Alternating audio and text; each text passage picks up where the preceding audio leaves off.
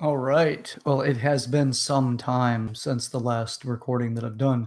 So this is I'm Chad Broshears. I am the host of Growing Up in the Wilds of Suburbia, and it has been quite adventurous year since the last recording. So, all right, let's make sure we've got good audio here. Checking. All right, and okay, let's go with it. So first off, some things that have happened. So the last time I actually recorded, I was in Tallahassee, working for a company, a gym up there, and actually was going through quite a bit up there. We actually hit a high end or a I had a peak in my financial life, but it was taking a significant toll on my free time. Everything I did was actually like directly involved with working for this company, and yeah, it was interesting. It was right after YouTube had made some changes to their streaming, their videos, and all of that. So they had set it up so you needed emulators or something, to my understanding. So I stopped making videos. So all right, so kind of giving you the overview and the premise for even doing this channel. First off, the reason for growing up in the wilds of suburbia is we predominantly live in a society, especially if you're in Europe, if you're in the United States, Canada, first world nations. We have quite a few privileges as far as access to information. We've got a lot of, if you're in a democracy, you have quite a bit of an opportunity to kind of voice your opinion and do it in a way that you don't have to be too afraid of what you have to say or who you actually are, other than just maybe some social ostracizing. So what we have is we also have a false sense of safety, or a false sense of, we could say, developmental security. We get this idea that we're advanced. We have all these privileges, and therefore, man, we must be well put together, and almost as if we don't really take it to truly to heart that we could have hardships, hard times, and or we can be the problems of our own suffering. So the intention is we'll have areas that we've learned from our parents, early authorities, people that we look up to, our idols or mentors, whomever, that make us strong in certain areas of who we are as a human being and what role we play in our culture, our groups, or societies. So we get this strength that we leverage, and we can kind of get to fool ourselves to think that that's all there is, that we're the top of the chain, the food chain of growth, if you will. Now, with that, I started working on, and this is for my life work, which I call the Human Manual. Very well may find another name by the time it gets published, but with that work, I devised 8 different areas of human maturity, each with derivations. So, the 8 areas, just to kind of brief over, some of my videos in the past have actually gone over this, and people that know me directly have had this kind of dialogue for a good population anyway. So the 8 areas, one's, the physical body. Another is, so the second one is community that you're born into, and then what you have developed around you. Another is your cognitive resources, your brain, how you develop it, how you get trained by others, and how you train yourself.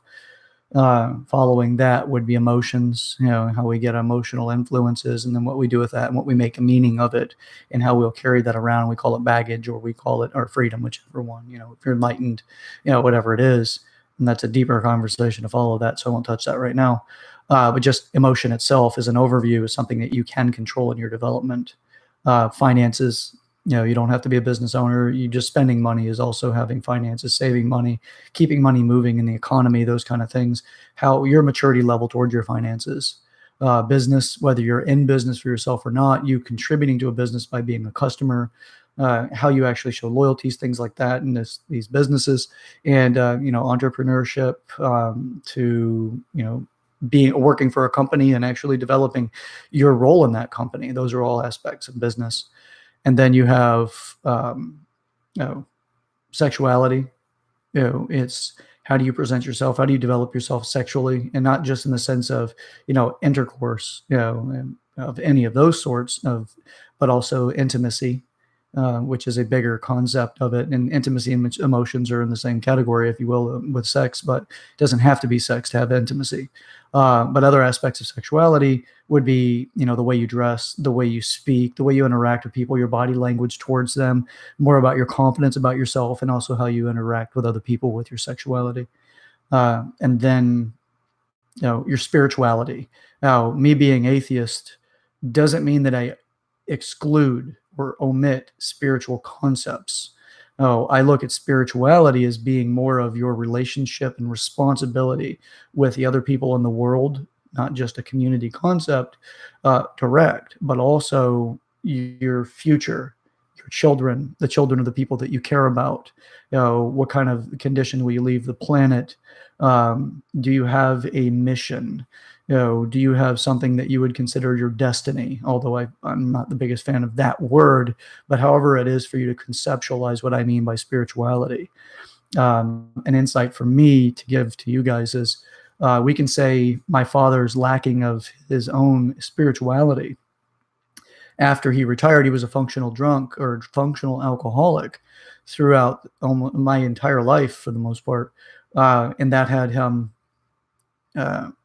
really his relationship with himself and his relationship with his family and what he felt he needed to do in order to, contribute to society, to our upbringing and all of that fatherly instinct. When he retired, he was one of the statistics that the average guy will, develop a serious health issue or die within the first 3 years of retirement. And my father was right there in that. He died within 3 years of his retirement. And that for me is because he didn't have anything that was a purpose to live into. His hobbies, he had hobbies. He just didn't have a purpose behind anything. So his hobbies like fishing and hunting and going out, just like enjoying being on the water, traveling and things like that are all concepts of a form of hobbies. He just didn't have any kind of purpose behind it. So it didn't get the reward of working towards a goal and things like that. He didn't have to work for it anymore. So he was consumed by his not having responsibilities. So alcohol took over. He was drunk before most of us were awake. He was drunk when we fell asleep until he finally died because of developing cirrhosis of the liver. So, he's greatly missed, and I'll go over that in, future videos as far as that role and how I reincarnate him into the world. But anyway, so spirituality as a whole, that's what I mean by it. Again, it's not to go on too long about it. It's just come from what most people consider spirituality having metaphysical values to the extent that it's tied to a religious belief. I don't have that. I don't judge you for having it in a way that would be anything impactful for our relationship, any significant degree. If you are choosing to be a theist, by all means, be a theist. Just my ass being secular is just understand the boundaries and where it belongs. That's it. We shouldn't be teaching creationism in school, right? As far as a history class or science, it's just, if it's going to be in history, it should be part of literature history. That's my position on it. But I also abide by the scientific model. So provided the right information or provided information to get me to change my mind, I will change it because, I'm not attached to my 8-year-old thoughts, what I had when I was 8. I've let go of some of those attachments so I can grow up and to be the guy that I am now. So, all right. So with that, that's the overview for the 8 areas. And again, there's derivations to each one of those. We'll get into that whenever I go over each one of those areas in future videos. We'll bring on people, experts, people that I actually find a great deal of value in conversation with, things like that in the future as well, is things that I've come to be aware of. One, my resistance to get back on here and doing videos. I've been watching a lot of social media and seeing people that are more of the talking heads. They get on, they share their political opinions, their views. They'll share, whatever biases and righteousness positions they have. And I'm not saying they're wrong. They appeal to a group of people. I just find frustration in the closed-minded approach that people have where they devote a specific amount of energy attention can be considered energy because spread it out far enough and you've obtained nothing. Your attention's overly, spread too thin. So we can still consider that an energy. When you have people that put out their views, the whole purpose of this channel is exactly that. We all come up with ways that we define our world, our existence, the life that we have. We come up with all kinds of things to tell us that these things are true. Doesn't mean they are. But it does make us believe that they're true, just simply because it's our experience, and then we made up our mind at a critical moment, and that critical moment is whatever moment it is that has happened that had you carry a conversation away from that experience. And what I mean by carrying a conversation away, which some of you may or may not get, is you walk away thinking about it. You even rehash it, where you're going over in your mind what you would have done and what you will do in the future. You'll construct an idea around the experience. So that's a critical moment. How critical is going to be dependent on how far it leads you down a different path of your life that intervened at that moment. So we have interventions all the time. Some of those are the sparks of intuition that lead us into thinking a certain way. And we're like, oh, I hadn't thought about that. Induced type of reasoning will have the deduced, the external values as well, where something will happen, new information will be provided, and we change our mind. It happens. So, but there's some of that we control, some of it we don't control directly, but we have other elements of control over it. So, we have all of these people with these different mindsets that are sharing it. Well, that is the whole purpose of this. We come from someplace. Where are we going? If you're challenged by something, I come from, somebody says, and as an example, if it helps, somebody says, hey, how are you doing? Like, maybe I'll say it, hey, how are you doing? And you respond or reply in, hey, I'm doing okay, but even if I wasn't, who really wants to hear any complaints? Well, if I've developed a skill set for improvement or overcoming a challenge that meets the challenge that you're dealing with, and I might be able to help, or I could help, I might want to share that. It feels good to share those things. I might be able to share that with you to help you overcome it. So who would want to hear it? The person with a solution. Who would want to share it? The person that wants a solution. It's pretty simple. I've heard that so many times. I've created little terms inside of statements, little things that I'll say along the way where somebody says, hey, how are you? And I'll say something that kind of falls out of the norm, right?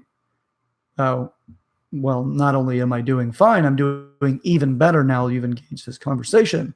And has most people stop for a moment enough to realize something outside of their predicted expectations or their patterns of familiarity has occurred, and now they want to process it, or they'll dismiss it. Most of the time, people are going to have a disruption to some degree. Another one that I do is whenever somebody says, hey, I was like, somebody comes along and they say, I say, hey, I'm sorry about that. And they're like, oh, you're fine. And I'll pause for a second and say, I had no idea you felt that way about me, but I am flattered. I'm absolutely honored that you shared that. And it's just enough of a disruption to break those pleasantries, because we're missing intimacy as a big piece of our society. And I don't know if anyone has actually noticed this, but people seem to be becoming more and more hostile. You may even recognize you're more hostile now than you were before, just simply because you are more frustrated about things. Somebody turns or cuts you off in traffic. Next thing you know, you're trying to plot and scheme on how you're going to get even with them before they finally get out of your way, or before you two go a different direction, or even plot taking the direction they're taking just so that you can possibly cut them off. You were going to take a parking spot at a gas station or take a pump at a gas station, and somebody else gets it. And then next thing you know, it's like there's grown adults wanting to fight over, a few seconds because of the idea of respect has been lost. And that's typically because we're lacking so much intimacy in our life, we're feeling less and less like we're gotten by other people. And we're feeling more and more frustrated, like our relationships are becoming more superficial.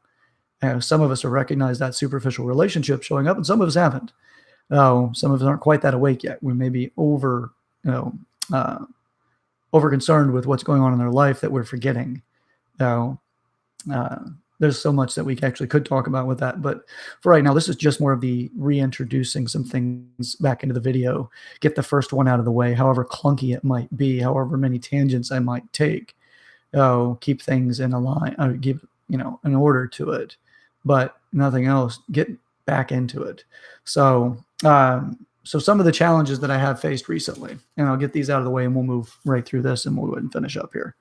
Some of the challenge I faced was actually moving from Tallahassee back to, Pinellas County, and then moving again after I bought a house. So buying a house is another big thing. There's a lot that went into that.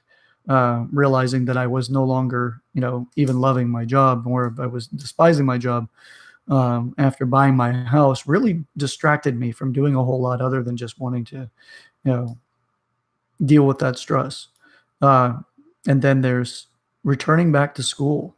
So I had left the job that I was dealing with, a very really strong financial reward. It was, definitely in a good spot financially. It wasn't everything I was looking for, but it was more than what I was used to. We'll say that. But I also wanted to return to school. So I have, and I am currently, in psychology, my favorite topic, something that seems to be pretty fluent in. So I am back in school now. I'm going part time while I get myself reacclimated to that. And I have changed jobs to something that gives me the freedom to work from home, work my own hours, things like that. It's just learning a different industry.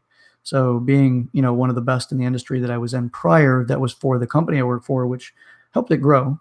Now switching over and, being less than even proficient has its own distractions, right? And there's some frustrations that go with that, but not one to get locked up in the muck of frustration, but rather use it as a fuel to get where I want to go.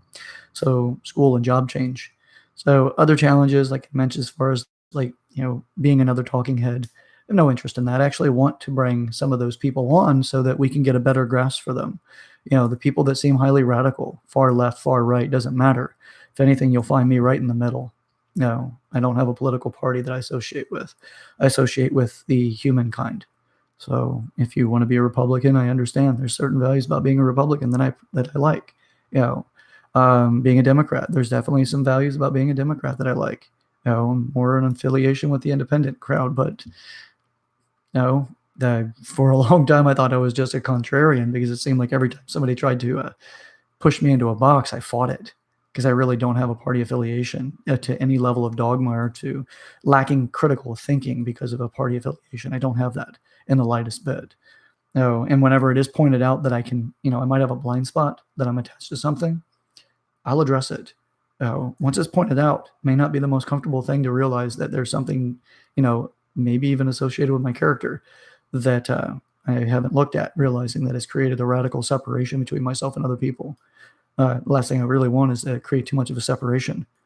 But with that being said, I'm also not wanting to make myself more vulnerable to harm, because I bring too many people in too close, or to be too accepting. To be too standoffish creates a prison in isolation. To be overly accepting makes you lose who you are, because you start losing your own patterns of your character, because other people want you to be certain ways. And if you don't know how to appease them, you start giving up certain aspects so that you can just placate or become a sycophant.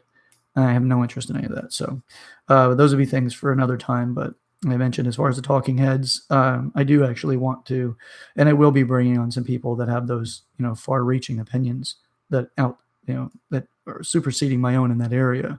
So voices of reason is what I'd like to actually get into with that, so that we're not, trying to fight each other at a freaking gas station, or grocery store, or wherever. Oh, it's a little quick story, and this is something that I was with my girlfriend at the time. We were we're in a large grocery store / super center type that is not, it's not Target, I'll say that. And I was over near in the cold area, the food aisle and things like that, in their food area, and I heard a loud commotion, and it sounded a lot like women fighting on The View.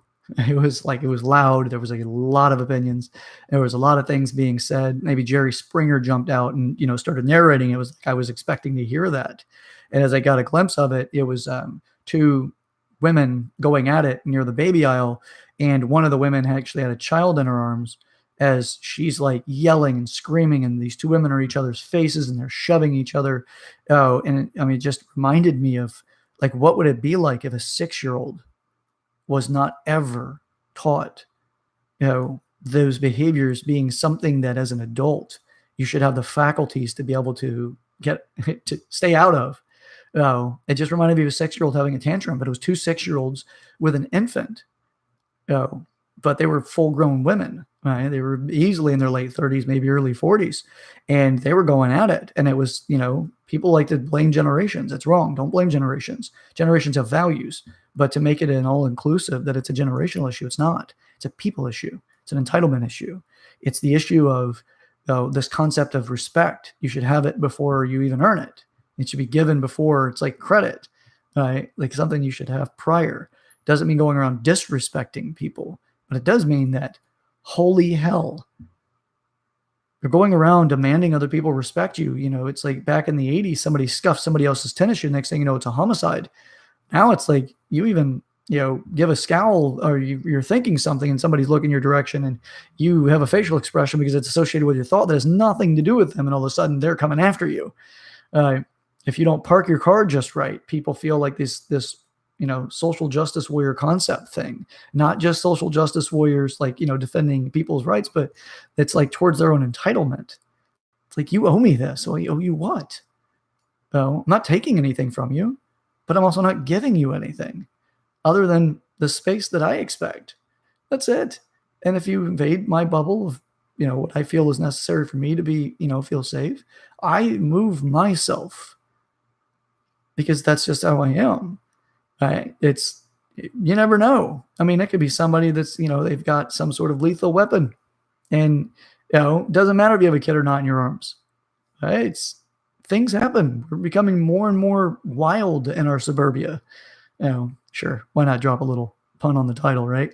So bringing on talking heads and coming across some of these live events, these things that people have done. I don't want to dramatize it. I don't want to turn it into, Big Brother or any of these other ridiculous television shows that are just sensationalizing, like Jersey Shore. I'm not trying to create world stars.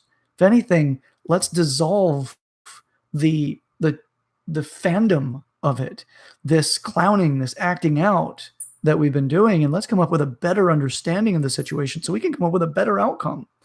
If I had a child right now, if this is what I do now is for the possibility of me having a child, what kind of world would I want to have my child live in? I'm not telling you that I want people, like the Merle Haggard good old days where I've got, women barefoot and pregnant in the kitchen. I'm not looking for anything like that. But damn it, we shouldn't get to a point of civil unrest out of this narcissistic like society we have right now. It's like that's a big thing about Facebook and other social media platforms, dominantly with Facebook though, but Twitter and these other ones, that there is a significant degree of the I celebrity that is no more than just a significant amount of this narcissism. It's like people are dosing themselves with narcissism. I'm important. Well, yes, you are important to a degree, but you're not a celebrity.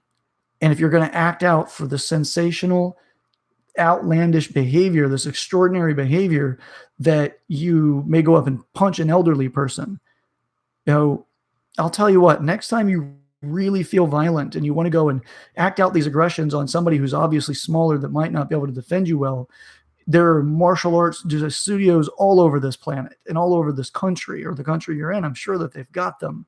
Go over there and pick a fight with one of their people that have been training to fight. Do that. If you can beat one of those people in a fair fight and it's, they've agreed to it, maybe you're a little bit more of a badass than you thought you were.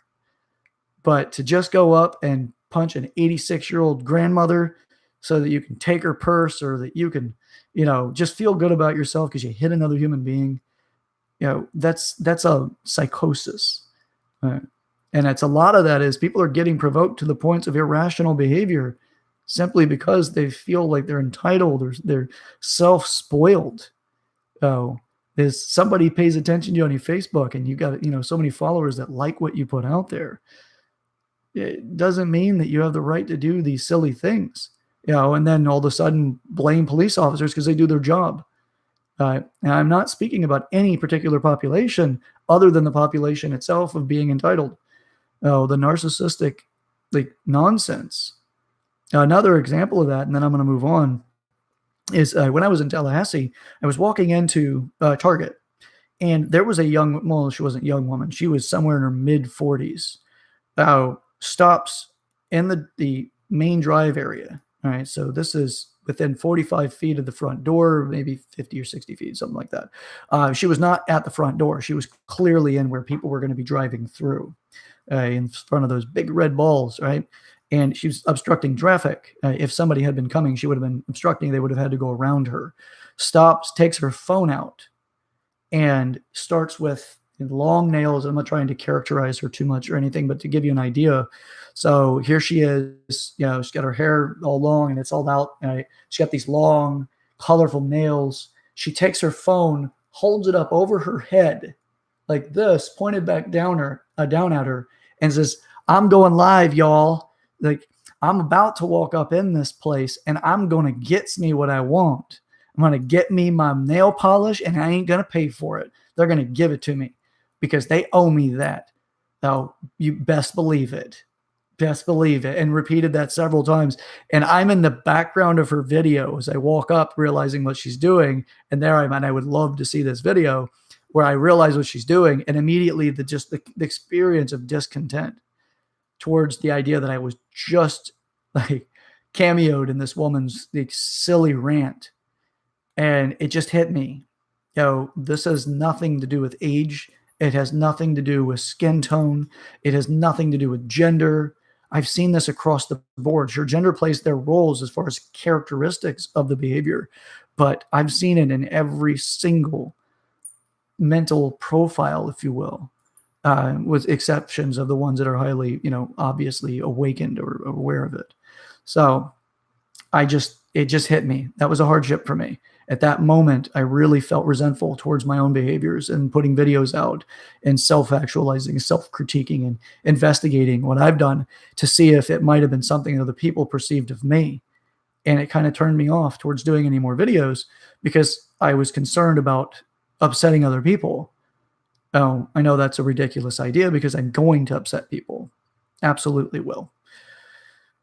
Not intentionally most of the time, but sometimes you have to, just to make sure that people have enough of an intervention that maybe they'll wake up, but control it and be responsible for what you do. Not just do it, be irresponsible and say, it's on you to get better. No, that is not how I function. So, all right. So the intentions of this, again, are just to bring up things that, there's plenty of people out there. We walk around day to day thinking that people are going to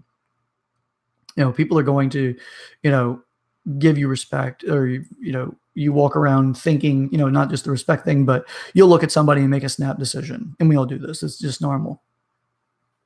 You look at somebody, they may look well put together, well dressed. They look like they have money. They take care of themselves. They have financial means to do it. They may have a nice vehicle. You see, they have the house, the 2.5 stories, picket fence, 2.5 kids. All right. That the stereotype dream, right? The 1970s, the 1960s dream American family, the atomic family concept, right? We'll see people and we'll think that they have it all put together and not realize behind closed doors, or behind the closed doors of their own mind or their own person, that they actually aren't quite as well put together. They have areas that they want to grow in, but our society pushes us towards our strengths and has us treat it more like our weaknesses are embarrassing.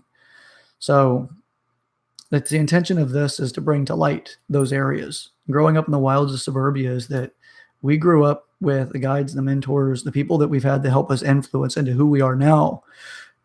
And it convinces us that it's all we really need to do, because it is expensive to change. It's expensive to grow. It's expensive, not just in money, time, energy, attention, your resources. It's just expensive. So it also is uncomfortable to do or be in a position of something that you're not good at. So that's what I'm bringing back, is, the growing up in the wilds of suburbia is bringing that back out. So we're going to continue. My goal is to make as many videos as I can. Right now, it is a goal to try to do at least one video a day. If nothing else, I'm trying to make a difference. And I know other people are, or other people want to. And if this can become a median to get them to get an opportunity to make a change, then fantastic. Some of the videos will be longer. I actually like long videos. I like interviewing people at length. I'm not a fan of doing 5-minute videos. Not. Oh, you can always stop the video. You can come back to it. You can enjoy the point. You can fast forward, whatever it is. There's all types of people out there. So like what you like. Try to push yourself into some of the areas of things you don't necessarily like, but try it on for a minute or so. Push yourself into that growth space. Just give yourself that. If you're deserving of anything, you owe that to yourself. If you think you deserve growth, you need it. Right? Push yourself into your comfort zone, out of your comfort zone. You can always go back to your comfort zone. It's an easy place to find. Getting out of that, grow it. So that's the whole point with this. All right.